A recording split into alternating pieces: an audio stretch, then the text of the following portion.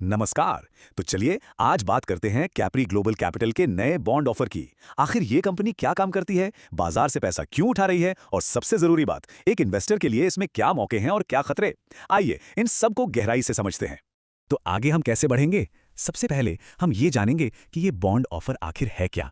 फिर हम सीधे नंबर्स की दुनिया में उतरेंगे। उसके बाद सिक्के के दोनों पहलू देखेंगे, यानी कंपनी की मजबूतियां क्या हैं और इससे जुड़े हुए रिस्क क्या हैं। और आखिर में इन सबको जोड़कर यह समझने की कोशिश करेंगे कि एक निवेशक के लिए इसका असल में क्या मतलब है। तो चलिए शुरू करते हैं। सबसे पहला सवाल, ये कैप्री ग्लोबल कैपिटल लिमिटेड आखिर है क्या? देखिए, ये एक नॉन बैंकिंग फाइनेंशियल कंपनी है जिसे हम सब आमतौर पर एनबीएफसी के नाम से जानते हैं। मतलब ये काम तो काफी कुछ बैंक जैसा ही करती है, जैसे लोन देना, लेकिन ये आम लोगों से डिपॉजिट नहीं ले सकती।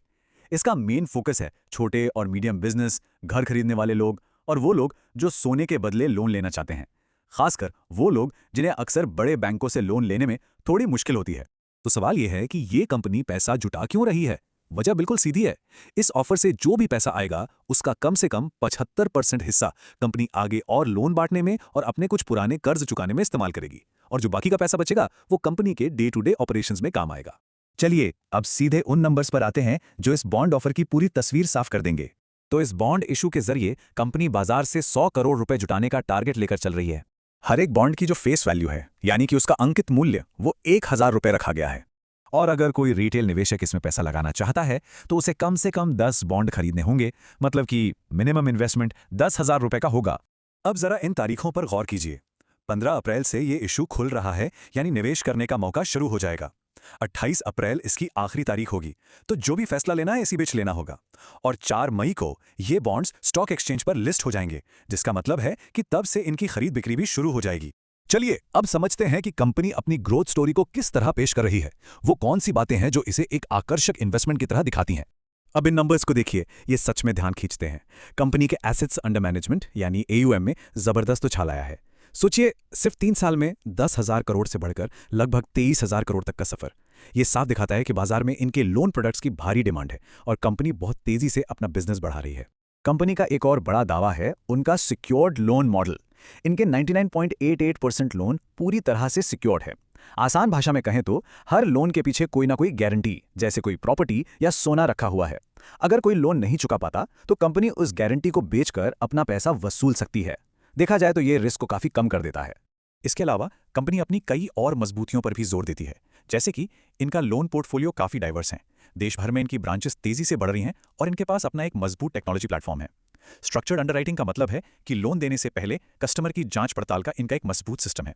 और हाँ, इनका 30.32% का कैपिटल एडिक्वेसी रेशियो भी काफी मजबूत है। ये रेशियो बताता है कि कंपनी के पास रिस्क संभालने की कितनी क्षमता है, और 30% का आंकड़ा नियम से काफी बेहतर है। लेकिन जैसा कि हम जानते हैं, हर कहानी के दो पहलू होते हैं। तो चलिए अब उन रिस्क पर भी नजर डालते हैं जो इस चमकदार ग्रोथ स्टोरी के साथ जुड़े हुए हैं। और अब देखिए कहानी का दूसरा पहलू। ये जो नंबर है ये सच में चौंकाने वाला है। 31 दिसंबर 2025 तक कंपनी पर 19,421 करोड़ रुपए से भी ज्यादा का कुल कर्ज था। देखिए, इस तरह के बिजनेस को चलाने के लिए भारी पैसा लगता है, लेकिन इतना बड़ा कर्ज निवेशकों के लिए एक बहुत बड़ा रिस्क फैक्टर है। तो जरूरी बात यह है कि इतना बड़ा कर्ज सिर्फ एक नंबर नहीं है, इसके साथ कई तरह की कड़ी शर्तें भी जुड़ी होती हैं। ये शर्तें कंपनी की आजादी को कम कर सकती हैं, जैसे मैनेजमेंट में बदलाव करने या भविष्य में और पैसा जुटाने पर रोक लगाना। और अगर कंपनी इनमें से किसी भी शर्त को तोड़ती है तो जो कर्ज देने वाले हैं वो तुरंत अपना पूरा पैसा वापस मांग सकते हैं। ये स्लाइड बहुत अच्छे से दिखाती है कि कंपनी इंटरेस्ट रेट्स में होने वाले छोटे बड़े बदलावों के लिए कितनी सेंसिटिव है। अगर ब्याज दरें सिर्फ 1% भी बढ़ती हैं तो कंपनी के मुनाफे पर दोहरी मार पड़ती है। एक तरफ जो लोन उसने दिए हैं उस पर कमाई पर असर होता है, और दूसरी तरफ जो कर्ज उसने खुद लिया है उसकी लागत बढ़ जाती है। कुल मिलाकर प्रॉफिट में 142 करोड़ तक की कमी आ सकती है।